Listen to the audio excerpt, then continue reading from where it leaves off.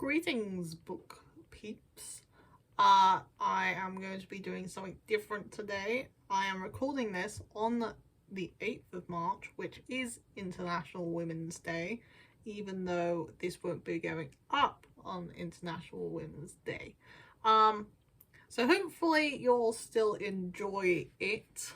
I am going to be recommending some of the books by female authors that I have personally enjoyed. This list is not extensive because I have not read all of the books written by women. I tend to read about half and half every year,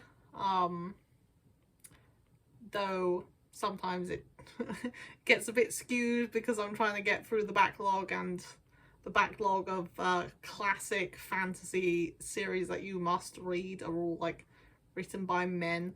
But enough about them, guys. Here are a bunch of books. I'm going to start off with pretty much the only historical book series that I have to recommend. This is Philippa Gregory's The Tudor and Plantagenet series. It's like 15 books.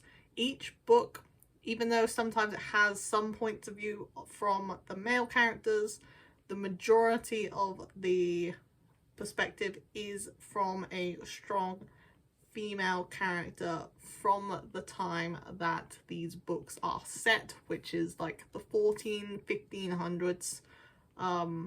I've just got the turn of the century, and it's getting very interesting because we have met the first of Henry VIII's wives. So if you're a fan of historical, I would definitely recommend this one. So I'm going to be going through romance first. I won't be going into much detail because I have quite a few.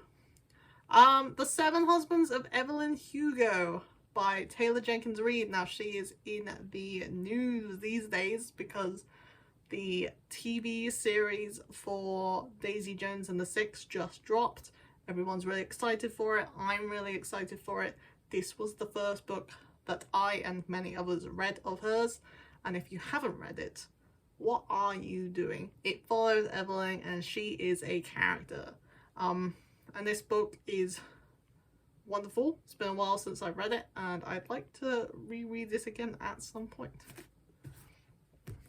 Next up, Ali Hazelwood. Definitely for sort of like new adult, young 20s, maybe late 20s generally, because that's like the age of the characters that her books are on, and there are some steamy romance scenes, but I enjoy this author's work quite a lot. All her romances are featuring characters of STEM backgrounds, so physics, biology, chemistry, engineering, any of those sorts of areas, and I am a woman of science. I did science. I don't do science anymore, but I still enjoy the science. Next up, The Kiss Quotient by Helen Hoang. Now, this was very much a book that I enjoyed. It follows an autistic main character. I myself am autistic and I saw a lot of myself in the main character. And the romance is again quite steamy, but I enjoyed it a lot, and if you're looking for some of that extra representation, this one, I still need to read her other two books and I will get to them maybe in the summer. Next, Casey McQuiston, One Last Stop. This one is following a lesbian main character, and and some spooky shenanigans that are going on. Again, this is one that I really enjoyed. I feel like romances, I don't have much to say. because they're romances. You'll be there for the time. And last up on my list of romances is like an anti-romance, maybe. This is Loveless, Alice Oseman. This book spoke to me a lot. It follows an asexual main character. I am on the sort of grey ace spectrum, and so there was a lot of things that sort of spoke to me in it. So you will probably enjoy it if you don't relate, but if you do relate, then you might have a hell of a time. Next is a mix of SFF, so I will just sort of tell you what it is as we go. Starting with a middle grade, we got Shannon Messenger's Keeper of the Lost Cities, a chonker of a series. I think there's 10 books at the moment, and the book I'm currently on is like 800 pages. It follows a girl called Sophie, which I hate because that's my name, and one of the things I detest is reading about characters with the same name as me. But she grew up amongst humans, but she's actually an elf. So that causes issues. She's a very strong main character. I really enjoy reading from her perspective and the friendships that she's making along the way. Next up, sort of like fantasy light. This is set in Russia. We follow Vasia as she grows up in a not perfect household where her stepmother doesn't really like her. We see her become a strong woman and the journeys that she goes on through Russia. I don't have the first book, but this is the second book, Kingdom of Copper. First one, City of Brass, by Shannon Chakraborty. She has started publishing as with her first name. Yes, that's throwing me off. This follows Nari. This series is full of like djinn and genies and ifrits, and it's full of magic. And she is very strong. She's trying to find her place in a world which she didn't know she was a part of, and people are trying to take advantage of her, and she's trying to sort of find her way in a world of politics where she's never had to before, whilst sort of coming to terms with family secrets and family drama. The whole trilogy is a hell of a journey. Next up, we have my probably favourite science fiction series.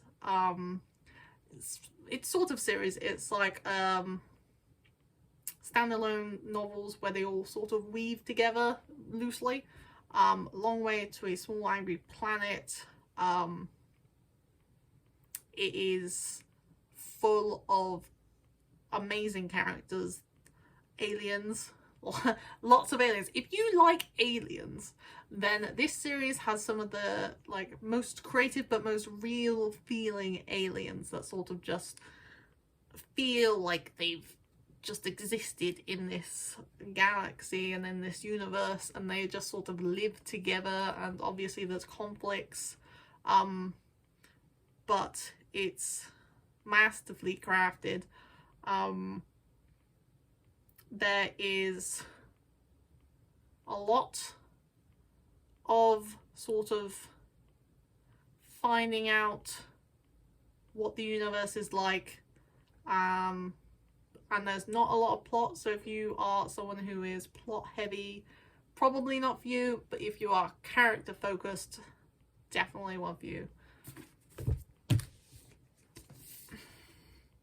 Teen dystopian magic school setting. I say dystopian, it's not really dystopian. It's like Dark Academia, maybe. It's a school setting, but it's not like happy-go-lucky school setting. Naomi Novik. Oh, this one's Becky Chambers, by the way. She's amazing. Naomi Novik is not for everyone. I read a couple of her other books and they weren't for me, but this series is definitely for me. So if you read one, maybe try all of them. But again, strong female character, bit of a lone wolf, not wanting to rely on others, but sort of finding friendships and finding people that she actually likes and sort of learning how to be friends and sort of sharing the burden. And I feel like the character in this goes through such a journey. I'd love to go back and read it from the beginning and sort of see her go through that journey again, because I think it's one of my favourites. A new author, which I've only read one book from, but is promising, Olivia Blake. This has got a few female characters. It does have some male points of view, but the author is female. And I really enjoyed this book. I am excited for the sequel. Again, it's sort of like a magic school setting, a bunch of, I don't know how old they are, I want to say about 20-year-olds sort of coming together to learn and get into dangerous situations. And my last but not least is Samantha Shannon, who I love, and I actually have 2 of her books if I can pick them up. Got The Bone Season, which, if you like a dystopian urban fantasy with sort of monsters hidden in the darkness, sort of underground secret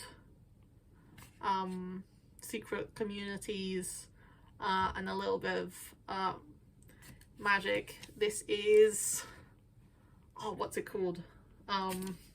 It's got a really unique magic system. It's based on like dream walking and, hang on, I will get to it, and mediums and stuff like that. And this is an excellent one.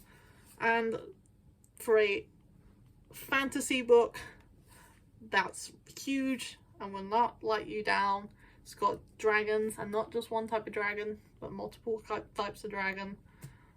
This is excellent. It takes about 200 pages to get into it, but in the grand scheme of things, it's a standalone. Well, I say a standalone. It's got like a prequel now, but it can be read as a standalone. Though I don't know why you would only want to read one once you've read this one. So the prequel is on my list for this month, and I hope that you enjoy any of the recommendations by some of my favourite female authors, and I am sure that I've missed some, and I am sure that I will definitely be adding to my collection of favourite female authors at some point, maybe even this month. So let me know what your favourite books are by some female authors. Actually, you can probably tell some of these are my favourites because I actually own them physically. I tend to pick up books by authors I like after I've read them, if I've enjoyed them enough. So yeah, let me know some of your recommendations, and I will catch you in the next one.